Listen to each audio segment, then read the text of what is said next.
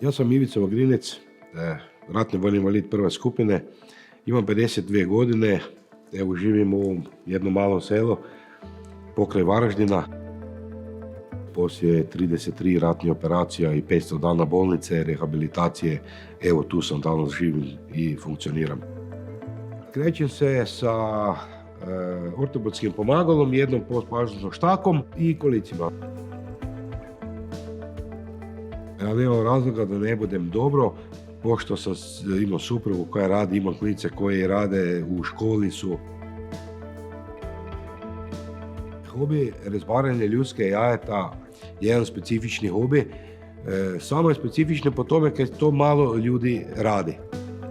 Jedan izrada takvog jaja vam može biti od par sati do par dana.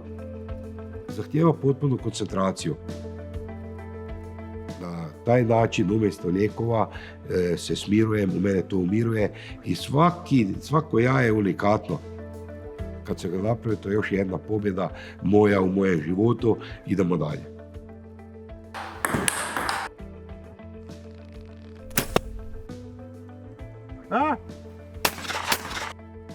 Ovo je moj drugi dio života, ovaj sportski život. U sportu sjedim, ne mogu stajati i sve koristim kolica. Ovo su jedna sportska kolica Otoboka Avangard koja mene potpuno zadovoljavaju. Bio sam čak i u 2 reprezentacije, bavim se sa stolnim tenisom, znači sa njim sam proputovao svijet. 9 puta sam bio državni prvak.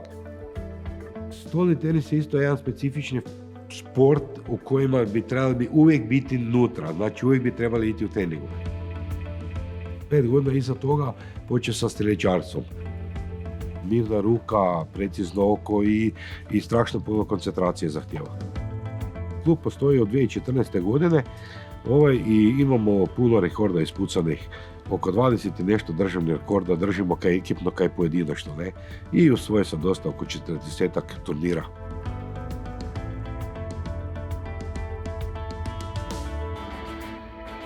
Mi smo 12 godina zajedno, prošao sam preko 50.000 km na treninge, na turnire sam odlazio s njim.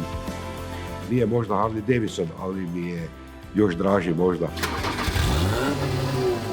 Od mene dođe kao ortopedsko pomagalo, odmah sam dao ugraditi jednu rampu gdje se može staviti invalidska kolica.